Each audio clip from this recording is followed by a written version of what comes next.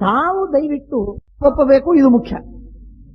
ದುರ್ಯೋಧನನ ಒಪ್ಪಿಸುವ ಕೆಲಸ ನಿಮ್ಮದು, ರಾಜ್ಯವನ್ನು ಕೊಡುವ ಕೆಲಸ ನಂದು ಅಂತ ದುರ್ಯೋಧನನ ವಿಷಯದಲ್ಲಿ ವೇದವ್ಯಾಸ ದೇವರಿಗೆ ಧೃತರಾಷ್ಟ್ರ ಹೇಳ್ತಾನೆ. ಧೃತರಾಷ್ಟ್ರ ಹೇಳಿದಾಗ ವೇದವ್ಯಾಸ ದೇವರು ಒಂದು ಮಾತನ್ನು ಹೇಳ್ತಾನೆ, ನಾನು ಅವನಿಗೆ, ಆ ನೀಚನಿಗೆ ನಾನು ಏನೂ ಉಪದೇಶ ಮಾಡುತ್ತೇನೆ. ವೇದವ್ಯಾಸ ದೇವರು ಸ್ಪಷ್ಟವಾಗಿ ಹೇಳ್ತಾರೆ, ನಾನು ಅವನಿಗೇನು ಹೇಳುವುದಿಲ್ಲ, ನಾನು ನಿನಗೆ ಹೇಳ್ತೇನೆ, ಅವನಿಗೇನು ಹೇಳುವುದಿಲ್ಲ ಅಂತ ಹೇಳಿ ಸುಮ್ಮನಾಗಿ ಹೋಗುವಾಗ ಒಂದು ಮಾತನ್ನು ಹೇಳ್ತಾರೆ, ನಾನೇನು ಹೇಳುವುದಿಲ್ಲ, ಮೈತ್ರೇಯರು ಆಯಾಸ್ಯತೆ, ಮೈತ್ರೇಯರು ಬರ್ತಾರೆ ಮುಂದೆ, ಆ ಮೈತ್ರೇಯರು ಬರ್ತಾರೆ, ಬಂದು ಅವರು ನಿನಗೆ ದುರ್ಯೋಧನನಿಗೆ ಹೇಳ್ತಾರೆ.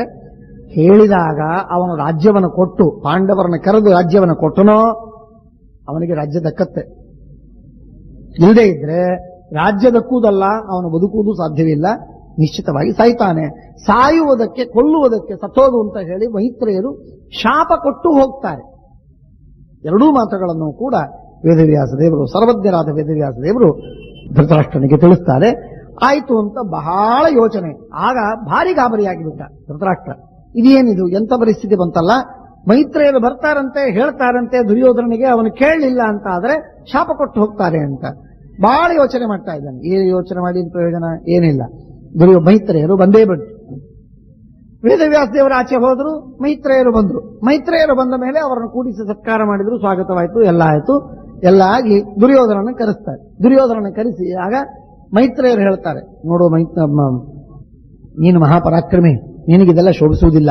ಜೂಜಾಟ ಆಡಿ ಅವರನ್ನ ಮೋಸ ಮಾಡಿ ಅವರನ್ನ ನಿಕೃತ್ಯ, ನೀನು ಅವರನ್ನ ಈ ರೀತಿಯಾಗಿ ಅಟ್ಟೋದು, ಅರಣ್ಯಕ್ಕೆ ಕಳಿಸೋದು, ಇದೆಲ್ಲ ನನಗೆ ಮನಸ್ಸಿಗೆ ಬರುವುದಿಲ್ಲ, ಇದು ಸರಿಯಲ್ಲ, ಪಾಪದ ಕೆಲಸ. ಈ ವಿಧವಾದ ಕ್ಷುದ್ರ ಕೆಲಸವನ್ನು ನೀನು ಮಾಡತಕ್ಕದ್ದಲ್ಲ, ಮಾಡಿದ್ದು ತಪ್ಪಾಯಿತು, ಆದ್ದರಿಂದ ತಿರುಗಿ ಅವರಿಗೆ ರಾಜ್ಯವನ್ನು ಕೊಟ್ಟು ಬಿಡು ಅಂತ ಹೇಳಿ ಸಾಕಷ್ಟು ಮಾತಾಡಿ, ನೋಡು ಜರಾಸಂಧನನ್ನು ಕೊಂದಾಕಿದೆ. ನೀನು ಜರಾಸಂಧನ ಹೆಸರೆತ್ತೋದಕ್ಕೆ ಹೆದರುತ್ತಿದ್ದಿ, ನೀನು ಅಂತಹ ಜರಾಸಂಧನನ್ನು ಕೊಂದಾಕ್ಬಿಟ್ಟವನು ಭೀಮಸೇನ. ಇಷ್ಟು ಪರಾಕ್ರಮಿ ಅವನು. ಈಗ ಕಿರಿಮೀರ, ಇದೀಗ ನಾನು ಬರ್ತಾ ಇರುವಾಗ ದಾರಿಯಲ್ಲಿ ಕಾಮ್ಯಕವನದಲ್ಲಿ ಅವರ ಭೇಟಿಯಾಗಿ ನಿನ್ನ ಹತ್ರ ಬಂದೆ. ನಾನು ಬರುವಾಗ ಸುದ್ದಿ, ಅಲ್ಲಿ ಕಿರಿಮೀರನ್ನು ಕೊಂದಾಕಿದ್ದಾರೆ. ಕಿರಿಮೀರ ಎಂಥ ಪರಾಕ್ರಮಿ, ಬಕಾಸುರನ ತಮ್ಮ ಅವನು, ಬಕಾನಜೋಸವು. ಹಾಗಾಗಿ ಬಕಾಸುರನ ತಮ್ಮ ಮಹಾಪರಾಕ್ರಮಿ, ಅವನನ್ನ ಸುಲಭವಾಗಿ ಸಂಹಾರ ಮಾಡಿದ್ದಾನೆ. ಬಕಾಸುರ, ಕಿರಿಮೀರ, ಹಿಡಿಂಬ, ಜರಾಸಂಧ ಒಬ್ಬರೇ ಇಬ್ಬರೇ. ಕೇಳಿದೆಯಲ್ಲ ನೀನು, 4 ದಿಕ್ಕಿನಲ್ಲಿ ಎಲ್ಲ ಲೋಕಗಳಲ್ಲಿ ಅರ್ಜುನ, ಭೀಮ ಎಲ್ಲರೂ ಹೋಗಿ ದಿಗ್ವಿಜಯವನ್ನ ಮಾಡಿಕೊಂಡು ಅಪಾರ ಐಶ್ವರ್ಯವನ್ನ ತಂದು ರಾಜಸೂಯವನ್ನ ಮಾಡಿದ್ರು, ಸಮಾರೋಹವನ್ನ ಕೂಡಿಸಿದ್ರು. ಇದು ಗೊತ್ತಲ್ಲ ನಿಂಗೆ? ಇಷ್ಟೆಲ್ಲ ಇದ್ದಾಗ ಮತ್ತು ಅವರನ್ನು ಕೆಣಕ್ತಿ ಮತ್ತು ಅವರ ವಿರೋಧವನ್ನು ಮಾಡ್ತೀಯಲ್ಲ, ಮಾಡಬೇಡ ಅಂತ ಹೇಳಿ ಸಾಕಷ್ಟು ಬುದ್ಧಿವಾದವನ್ನ ಮೈತ್ರೇಯರು ದುರ್ಯೋಧನನಿಗೆ ಹೇಳ್ತಾರೆ. ಶಮಂ ಯಾಸ್ಯತಿ ಚೇತ್ಪುತ್ರಸ್ತವ ರಾಜನ್ ಯದಾ ತದಾ ಶಾಪೋ ನ ಭವಿತ. ಆಗ ಅವನು ದುರ್ಯೋಧನ ಪಕ್ಕದಲ್ಲಿ ಕೂತಿದ್ದಾನೆ, ಒಂದು ಸಿಂಹಾಸನದಲ್ಲಿ ಕೂತಿದ್ದಾನೆ. ಸಿಂಹಾಸನದಲ್ಲಿ ಕೂತಾಗ ಅವರು ಹೇಳುವ ಮಾತನ್ನು ನೋಡಿ ಜೋರಾಗಿ ತೊಡೆ ತಟ್ತಾನೆ. ಭಾರಿ ಜೋರಾಗಿ ಅವರಿಗೆ ಕೇಳಿಸುವಂತೆ ಆಸ್ಫೋಟನ ಮಾಡ್ತಾನೆ. ತೊಡೆಯನ್ನ ಬಡಿದು ಅವರ ಮಾತನ್ನ ಅಪಹಾಸ ಮಾಡಿ ಗೇಲಿ ಮಾಡಿ ನಕ್ಕಾಗ ಮೈತ್ರೇಯರಿಗೆ ಕೋಪ ಬರುತ್ತೆ. ಆಗ ಶಾಪ ಕೊಟ್ಟು ಹೋಗ್ತಾರೆ, ನೀನು ಸಂಪೂರ್ಣ ವಂಶವೇ ಸತ್ತೋಗುತ್ತೆ, ನಾಶವಾಗತ್ತೆ, 100 ಜನ ನೀವು ಸತ್ತೋಗ್ತೀರಿ ಅಂತ ಶಾಪ ಕೊಡ್ತಾರೆ.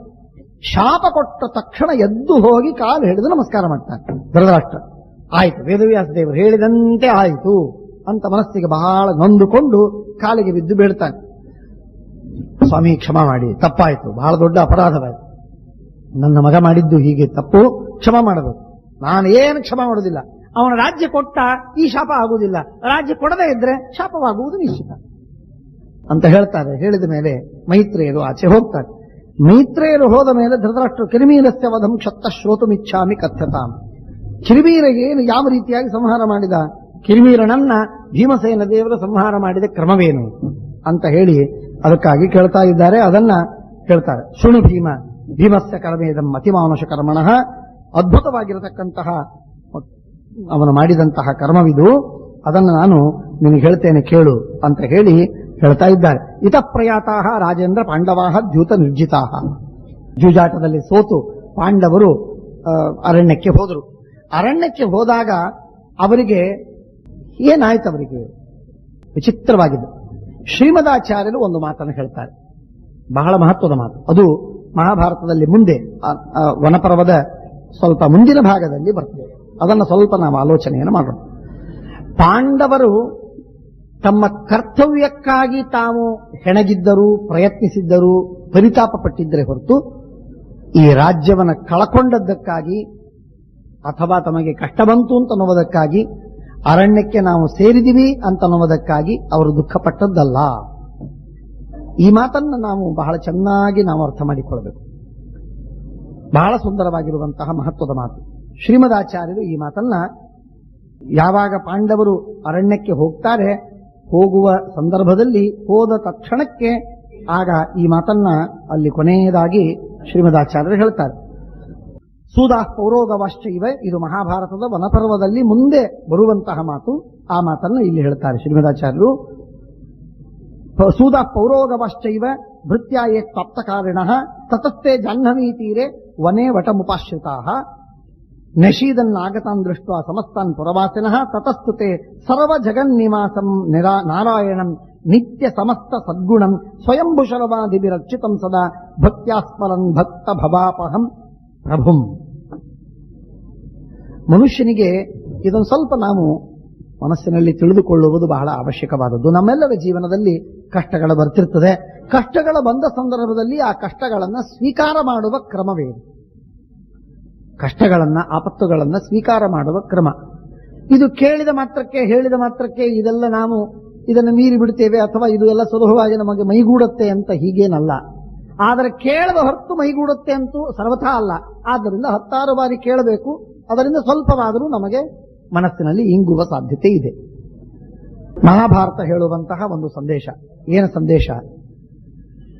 ಮನುಷ್ಯನಿಗೆ ಯಾವುದೇ ಕಷ್ಟ, ಯಾವುದೇ ಆಪತ್ತು, ಯಾರಿಗೆ ಯಾವುದೇ ಕಾಲದಲ್ಲಿ ಬರಲಿ, ಅದು ಯಾರಿಂದಲೇ ಬರಲಿ, ಅದು ಮೋಸದಿಂದ ಬಂದಿರಬಹುದು, ವಾಸ್ತವಿಕವಾಗಿ ಬಂದಿರಬಹುದು, ಅವರವರ ಕರ್ಮಾನುಸಾರವಾಗಿ ಬಂದಿರುತ್ತದೆ. ಕರ್ಮವಿಲ್ಲದೆ ಎಂದೆಂದಿಗೂ ಬಂದಿರುವುದಿಲ್ಲ, ಇದು ನಿಶ್ಚಿತ. ಕರ್ಮದಿಂದ ಏನು ಬರುತ್ತೆ ಇದನ್ನು ನಾವು ತಿಳ್ಕೋಬೇಕು. ಕರ್ಮದಿಂದ ದುಃಖ ಬರಬೇಕು. ದುಃಖವಾಗಿದ್ರೆ ದುಃಖ, ದುಃಖವಾಗದೇ ಇದ್ರೆ ದುಃಖವಿಲ್ಲ. ಕಷ್ಟ ಆಪತ್ತು ಬಂದ ಮಾತ್ರಕ್ಕೆ ದುಃಖ ಬಂದೀತು ಅಂತೇನಲ್ಲ. ದುಃಖ ಬೇರೆ, ಆಪತ್ತು ಬೇರೆ.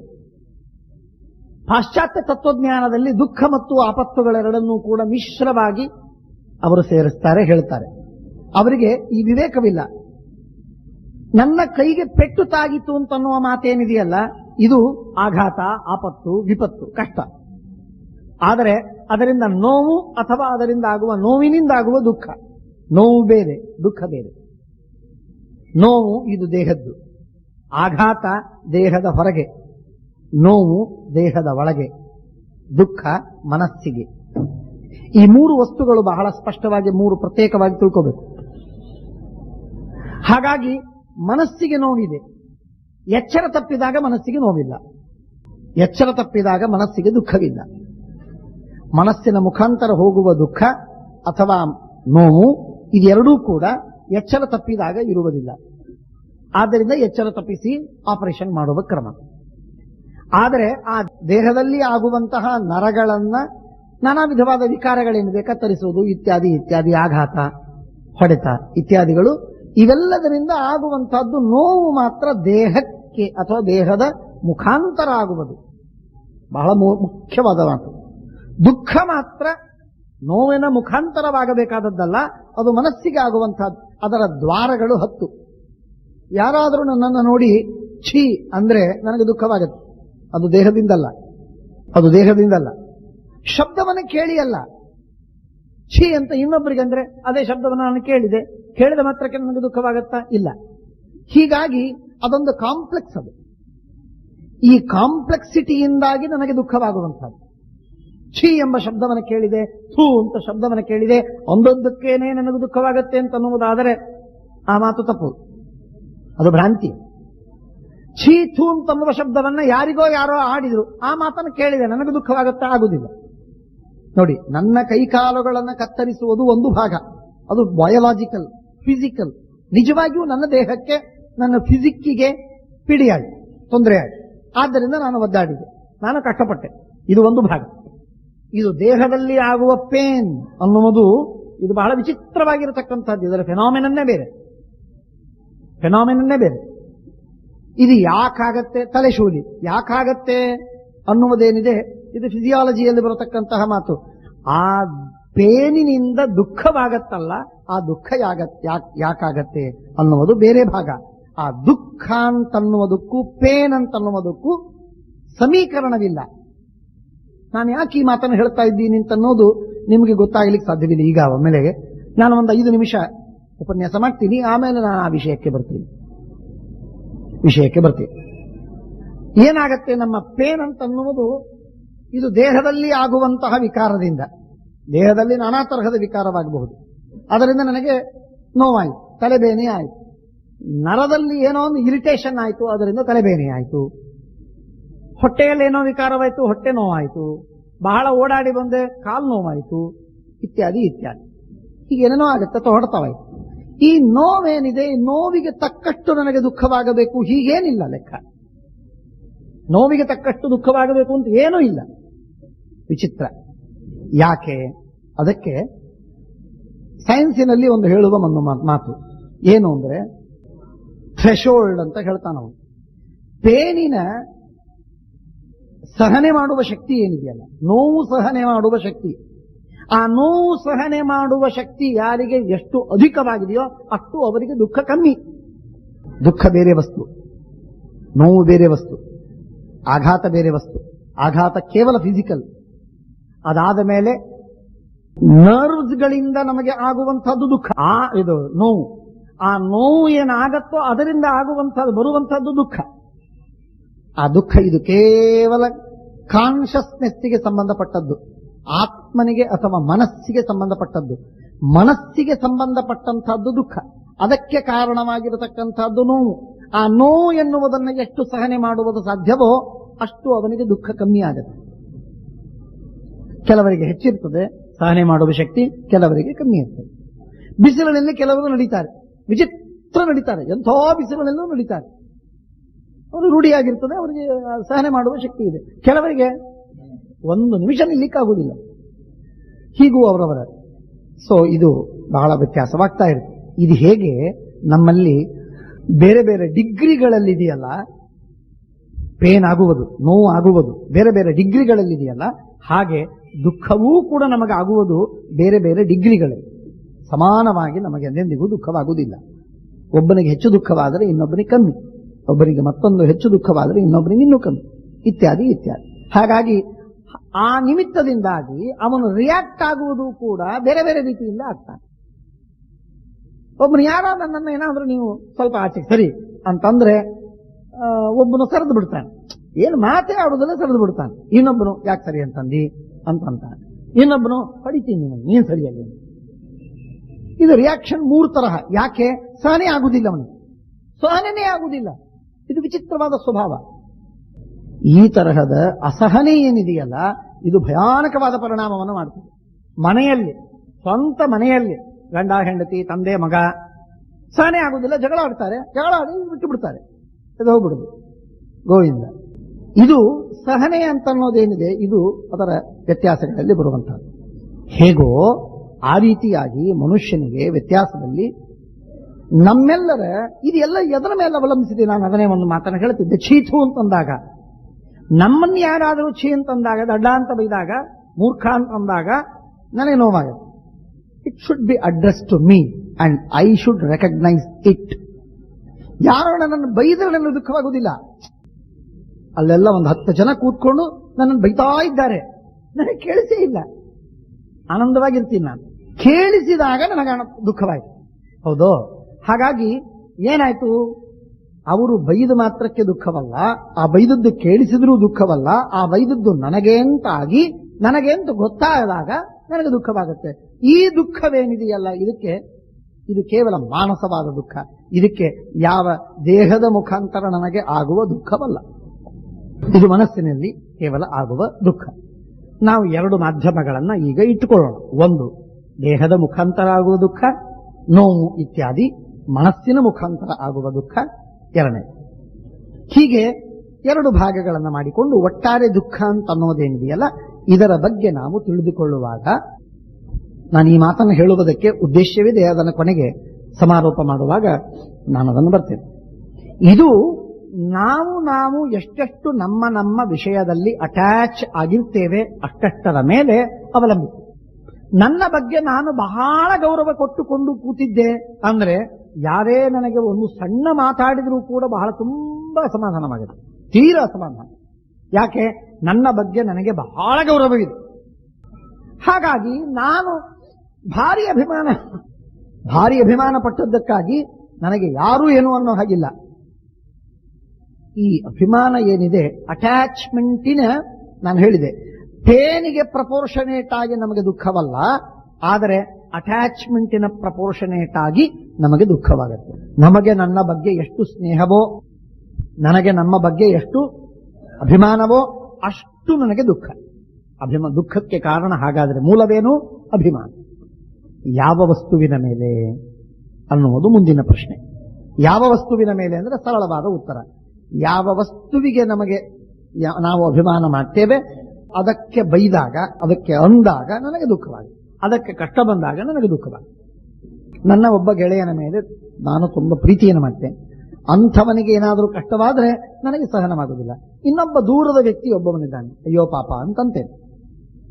ನನ್ನ ಅಭಿಮಾನ ಎಲ್ಲೆಲ್ಲಿ ಜಾಸ್ತಿ ಅಷ್ಟಷ್ಟು ನನಗೆ ದುಃಖ ಜಾಸ್ತಿ ಹೆಚ್ಚಾಗ್ತಾ ಹೋಗ್ತದೆ.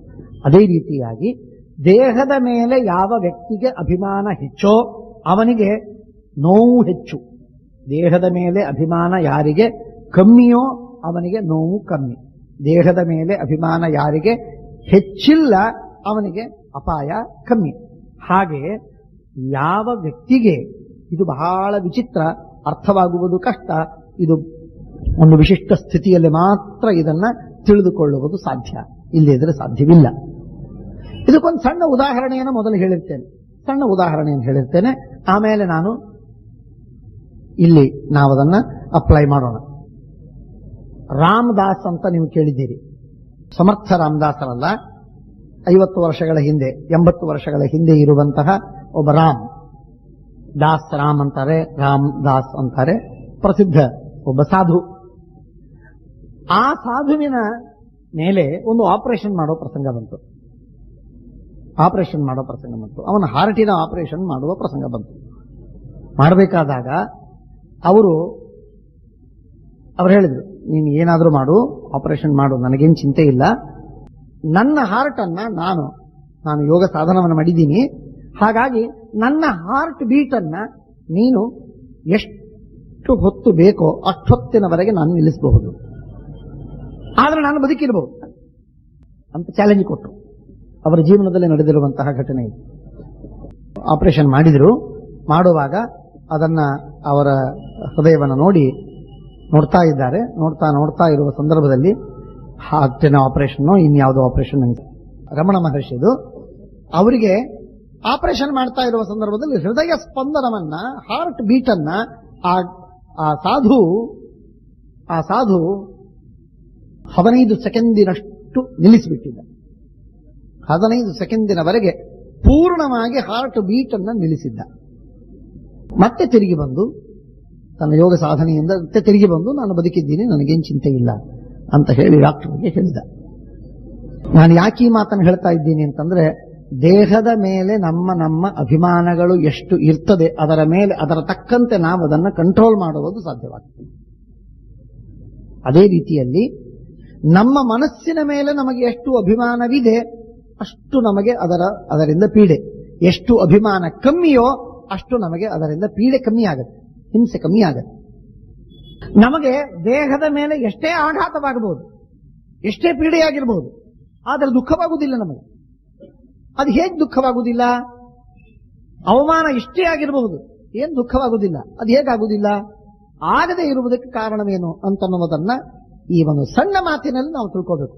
ಅಭಿಮಾನವನ್ನ ಬಿಟ್ಟವರಿಗೆ, ಅಭಿಮಾನವನ್ನ ತೊರೆದವರಿಗೆ ದುಃಖ ಕಮ್ಮಿ ಆಗತ್ತೆ. ಇದು ಲೆಕ್ಕ. ಹಾಗಾಗಿ ಈ ಲೆಕ್ಕದಿಂದ ನಾವು ನೋಡುವಾಗ ನಮಗೆ ತತ್ವಪ್ರಕಾಶಿಕ ಸೂತ್ರಭಾಷ್ಯಗಳಲ್ಲಿ ನಾವು ನೋಡ್ತೇವೆ ಒಂದು ಮಾತನ್ನ, ಆಪರೇಷನ್ ಮಾಡುವ ಸಂದರ್ಭದಲ್ಲಿ ನಮಗೆ ನೋವಾಗುವುದಿಲ್ಲ. ಯಾಕೆ ನೋವಾಗುವುದಿಲ್ಲ? ತೊಡೆ ಕತ್ತರಿಸ್ತಾನೆ, ಎದೆ ಕೊರಿತಾನೆ, ತಲೆ ಹೊಡಿತಾನೆ, ಎಲ್ಲ ಮಾಡ್ತಾನೆ ಡಾಕ್ಟರ್. ಇಷ್ಟಾದ್ರೂ ನಮ್ಗೆ ನೋವಾಗುವುದಿಲ್ಲ. ಯಾಕೆ? ಆ ದೇಹಕ್ಕೂ ನಮಗೂ ಏನೊಂದು ಕನೆಕ್ಷನ್ ಇದೆ, ಲಿಂಕ್ ಇದೆ, ಅದನ್ನು ಕಟ್ ಮಾಡಿರ್ತಾನೆ. ಅಂದ್ರೆ ಅರ್ಥ ಏನು? ನನ್ನದಿದು ಎಂಬಂತಹ ಪರಿವೇ ಇರುವುದಿಲ್ಲ ನನಗೆ. ಬಹಳ ಕಮ್ಮಿ, ಬಹಳ ನಿಗ್ಲಿಜಿಬಲ್, ಅಷ್ಟು ಪ್ರಮಾಣದಲ್ಲಿ ಮಾತ್ರ ಇರುತ್ತೆ. ಹಾಗಾಗಿ ನನಗೆ ಎಚ್ಚರವಿಲ್ಲ, ಅರ್ಥಾತ್ ನನಗೆ ಅದರ ಮೇಲೆ ಅಭಿಮಾನವಿಲ್ಲ. ಅಭಿಮಾನ ಕಮ್ಮಿಯಾದದ್ದಕ್ಕಾಗಿ ನೋವು ಕಮ್ಮಿ ಆಯಿತು. ನನಗೆ ಅಭಿಮಾನ ಕಮ್ಮಿಯಾದದ್ದಕ್ಕಾಗಿ ನೋವು ಕಮ್ಮಿ ಆಯಿತು, ನೋವು ಕಮ್ಮಿಯಾದದ್ದಕ್ಕಾಗಿ ದುಃಖ ಕಮ್ಮಿ ಆಯಿತು. ಹೇಗೋ ಅದೇ ರೀತಿಯಾಗಿ ನಮ್ಮ ಮನಸ್ಸಿನ ಮೇಲೆ ದುಃಖ, ನಮಗೆ ಅಭಿಮಾನ ಕಮ್ಮಿಯಾದಾಗ ನಮಗೆ ನೋವು ದುಃಖ ಪೂರ್ಣವಾಗಿ ಕಮ್ಮಿಯಾಗುವುದು ಸಾಧ್ಯ. ಈ ತತ್ವವನ್ನು ನಾವು ಅನುಸಂಧಾನ ಮಾಡಿದಾಗ, ಚಿಂತನೆ ಮಾಡಿದಾಗ, ಪಾಂಡವರು ಯಾರು ಅನ್ನುವುದನ್ನು ನಾವು ಆಲೋಚನೆ ಮಾಡಬೇಕು. ಪಾಂಡವರು ಯಾರು? ಪಾಂಡವರು ಯಾರು ಅಂದ್ರೆ ದೇವತೆಗಳು ಅಂತ ನಾವು ಹೇಳ್ತೇವೆ. ಪಾಂಡವರ ಇತಿಹಾಸವನ್ನು ನಾವು ನೋಡುವಾಗ ಪಾಂಡವರು ಯಾರು ಹುಟ್ಟಿದ್ರು ಅಂತ ನೋಡಿದರೆ, ಧರ್ಮರಾಜ ಯಮನೇ ಧರ್ಮರಾಜನಾಗಿ ಹುಟ್ಟಿದ.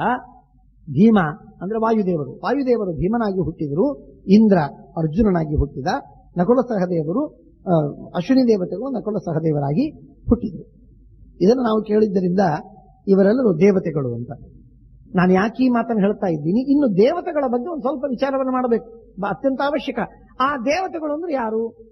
ಯಾವ ದೇವತೆಗಳು ಅಂತಂದ್ರೆ, ಪ್ರತಿಯೊಬ್ಬ ದೇವತೆಯೂ ಕೂಡ ಭಗವಂತನ ಸಾಕ್ಷಾತ್ಕಾರವನ್ನು ಮಾಡಿಕೊಂಡವನು ಮಾತ್ರ ದೇವತೆ ಆಗಬಲ್ಲ.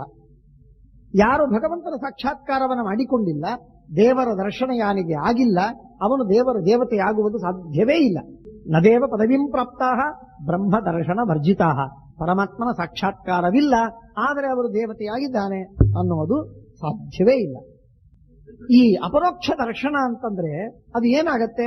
ಭಗವಂತನ ದರ್ಶನ ನಮಗೆ ಯಾವಾಗ ಆಗತ್ತೋ ಆಗ ಭಗವಂತನ ದರ್ಶನದ ಆನಂದದಿಂದ ನಾವು ಸಂತುಷ್ಟರಾಗಿ ನಮ್ಮ ದೇಹದ ಮೇಲೆ ಅಭಿಮಾನವನ್ನ ಪೂರ್ಣವಾಗಿ ತೊರೆಯುವುದು ಸಾಧ್ಯವಾಗುತ್ತೆ.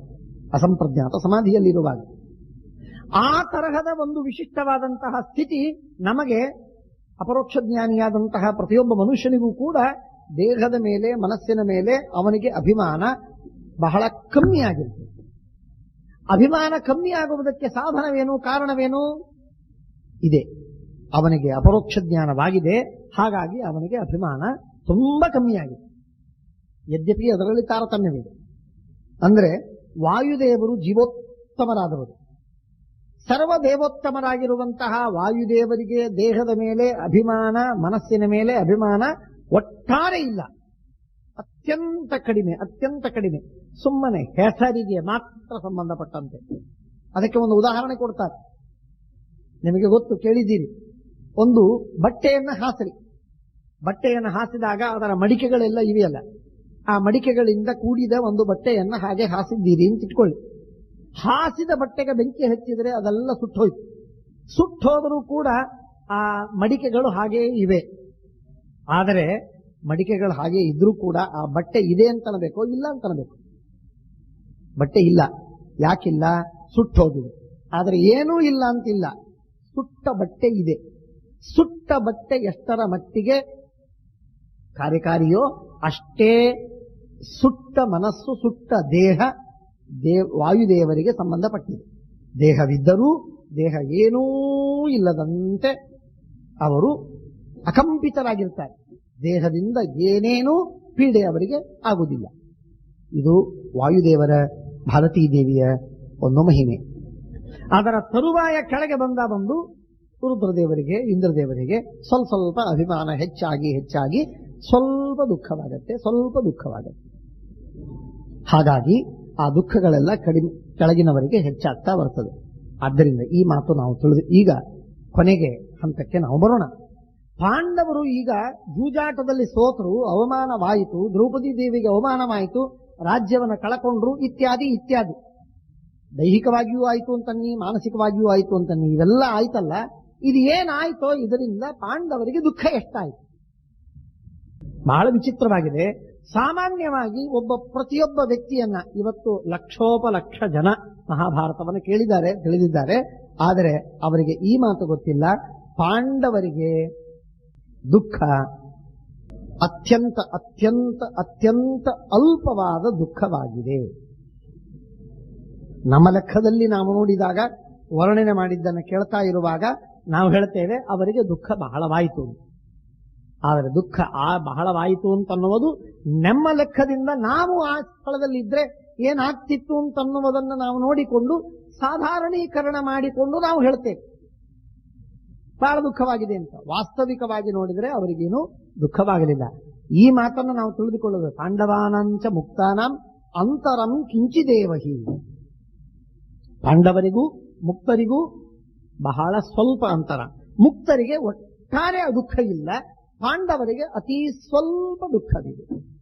ಹಾಗಾದ್ರೆ ಇಷ್ಟೆಲ್ಲ ದುಃಖವಾದದ್ದು ನಾವು ನೋಡ್ತೇವಲ್ಲ, ಅಂದ್ರೆ ಇದೆಲ್ಲ ದುಃಖಾಭಾಸ. ಇದನ್ನು ಕರೆಯೋದು ದುಃಖಾಭಾಸ. ದುಃಖದಂತೆ ತೋರುತ್ತೆ, ವಾಸ್ತವಿಕವಾಗಿ ದುಃಖವಲ್ಲ. ದುಃಖದಂತೆ ತೋರ್ತದೆ, ವಾಸ್ತವಿಕ ದುಃಖವಲ್ಲ. ಏನು ದುಃಖದಂತೆ ತೋರುವುದು? ದುಃಖವಲ್ಲ ಅಂದ್ರೆ ಏನು? ನಿಜವಾದ ದುಃಖ ಅಂದ್ರೆ ಏನು? ಸುಳ್ಳು ದುಃಖ ಅಂದ್ರೆ ಏನು? ಸುಳ್ಳು ದುಃಖವಲ್ಲ, ದುಃಖದಂತೆ ತೋರುವಂತಹದ್ದು ಅಂದ್ರೆ ಏನು? ಅಂದ್ರೆ ದುಃಖ ಇದು ನಮ್ಮನ್ನ ಕುಗ್ಗಿಸ್ತದೆ. ದುಃಖದ ಒಂದು ದೊಡ್ಡ ಪರಿಣಾಮ, ಮುಖ್ಯವಾದ ಪರಿಣಾಮ, ದುಃಖ ನಮ್ಮನ್ನ ಕುಗ್ಗಿಸುವಂತಹದ್ದು. ಯಾವ ದುಃಖ ನಮ್ಮನ್ನು ಕುಗ್ಗಿಸ್ತದೆ ಅದು ನಿಜವಾದ ದುಃಖ. ಯಾವ ದುಃಖ ನಮ್ಮನ್ನು ಕುಗ್ಗಿಸುವುದಿಲ್ಲ ಅದು ದುಃಖ ಅಲ್ಲ. ದುಃಖದ ಮುಖ್ಯವಾದ ಕೆಲಸ ಸುಖದ ಕೆಲಸ ನಮ್ಮನ್ನು ಹಿಗ್ಗಿಸುವುದು ಸುಖದ ಕೆಲಸ, ಕುಗ್ಗಿಸುವುದು ದುಃಖದ ಕೆಲಸ. ಉಚ್ಚತ್ವಾನುಸಂಧಾನವನ್ನು ಕೊಡುವುದು ಸುಖದ ಕೆಲಸ, ನೀಚತ್ವಾನುಸಂಧಾನವನ್ನು ಕೊಡುವುದು ದುಃಖದ ಕೆಲಸ. ಹಾಗಾಗಿ ಉಚ್ಚತ್ವಾನುಸಂಧಾನ ನೀಚತ್ವಾನುಸಂಧಾನಗಳನ್ನು ಕೊಡುವಂತಹ ಕೆಲಸ ಏನಿದೆ ಇದನ್ನ ದುಃಖ ಸುಖ ಮಾಡಿದರೆ ಮಾತ್ರ ಅದು ನಿಜವಾದ ಸುಖ, ಅದು ನಿಜವಾದ ದುಃಖ. ಪಾಂಡವರಿಗೆ ಆಗಿರುವ ದುಃಖ ಮನಸ್ಸಿನಲ್ಲಿ ವಿಕಾರವಾದರೂ ಕೂಡ ಪಾಂಡವರಿಗೆ ಅದೇನೂ ಆಗಲಿಲ್ಲ. ಅದಕ್ಕೆ ಉದಾಹರಣೆಯನ್ನು ಕೊಡುವುದಾದರೆ, ಸಾಮಾನ್ಯವಾಗಿ ನಾವು ಕೆಳಗೆ ಕೆಂಡ ಇಟ್ಟು ಪಾತ್ರ ಇಟ್ಟು ಅದರಲ್ಲಿ ನೀರು ಹಾಕಿದರೆ ಕೆಂಡದಿಂದ ಪಾತ್ರ ಬಿಸಿಯಾಗಿ ಪಾತ್ರೆಗೆ ಸಂಬಂಧಪಟ್ಟದ್ದರಿಂದಾಗಿ ನೀರು ಬಿಸಿಯಾಗ್ತದೆ. ಕೆಂಡ ಇದೆ, ಅದರಿಂದ ಪಾತ್ರೆ ಬಿಸಿಯಾಯಿತು, ಪಾತ್ರೆ ಬಿಸಿಯಾದದ್ದರಿಂದ ಆ ಪಾತ್ರೆಗೆ ಸಂಬಂಧಪಟ್ಟ ನೀರು ಬಿಸಿಯಾಯಿತು. ಇದು ನಿಜ. ಅದೇ ತಿರುಮೂರು ಮಾಡಿದರೆ ಹೊರಗೆ ತಣ್ಣಗಿದೆ, ಆದ್ದರಿಂದ ಪಾತ್ರೆ ತಣ್ಣಗಾಯಿತು, ಒಳಗಿರುವ ನೀರು ತಣ್ಣಗಾಯಿತು. ಹೊರಗಿರುವ ವಾತಾವರಣದ ಪ್ರಭಾವ ಪಾತ್ರೆಯ ಮುಖಾಂತರ ಒಳಗಿರುವಂತಹ ನೀರಿಗೆ ಆಗ್ತದೆ. ನಮಗೆ ನೀರು ಬಿಸಿಯೇ ಇರಬೇಕು. ಏನ್ ಮಾಡಬೇಕು? ನಾವೇನ್ ಮಾಡಬೇಕಾಗ ಥರ್ಮಾಸಿನಲ್ಲಿ ನಾವು ನೀರು ಹಾಕಿಟ್ಟಿರ್ತೇವೆ, ಬಿಸಿ ನೀರು ಅದರ ಒಳಗೆ ಹಾಕಿಟ್ಟಿರ್ತೇವೆ. ಆಗ ಹೊರಗೆಷ್ಟೇ ಚಳಿ ಇದ್ರೂ ಕೂಡ ಅದರ ಪರಿಣಾಮ ಹೊರಗಿರುವ ಪಾತ್ರೆಗೆ ಆದರೂ ಒಳಗಿರುವಂತಹ ನೀರಿಗೆ ಆಗುವುದಿಲ್ಲ. ಒಳಗಿರುವ ನೀರಿಗೂ ಹೊರಗಿರುವ ಪಾತ್ರೆಗೂ ಮೇಲ್ ನೋಡುವುದಕ್ಕೆ ಪಾತ್ರೆಗೆ ಸಂಬಂಧವಾಗಿದೆ. ಚಳಿ ಹೊರಗಿದೆ, ಒಳಗೆ ಬಿಸಿ ಇದೆ. ಯಾಕಾಯ್ತದು? ಹೊರಗಿರುವ ಚಳಿಯ ಸಂಪರ್ಕವನ್ನ ಪಡೆಯದಿರುವಂತೆ ಒಳಗಿರುವಂತಹ ಇನ್ಸುಲೇಷನ್ ಮಾಡಿದ್ದೀರಿ. ಥರ್ಮಾಸ್ ಇದೆ, ಅದರಿಂದಾಗಿ ಅದು ತಣ್ಣಗಾಗುವುದಿಲ್ಲ.